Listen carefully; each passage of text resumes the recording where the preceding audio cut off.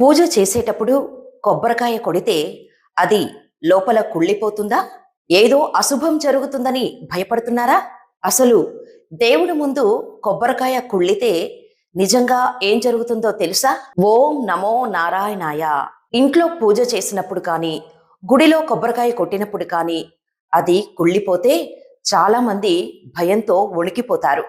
కానీ శాస్త్రం ఏం చెబుతుందో ఇప్పుడు వింటే మీ భయమంతా పోతుంది. పూజలో కొబ్బరికాయ అనేది మన అహంకారాన్ని పోగొట్టే మన శరీరానికి ప్రతీక. ఒకవేళ కొబ్బరికాయ కుళ్ళిపోతే అది ఎలాంటి అశుభానికి సంకేతం కాదు. మీ కుటుంబంపై లేదా మీపై ఉన్న దిష్టి, ప్రతికూల శక్తులు ఆ కొబ్బరికాయ రూపంలో తొలగిపోయాయని అర్థం. అంటే దేవుడే ఆ చెడును గ్రహించాడు.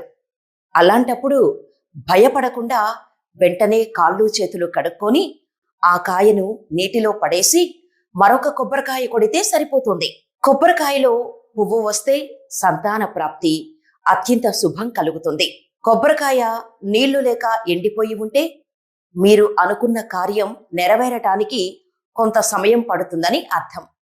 చూసారా?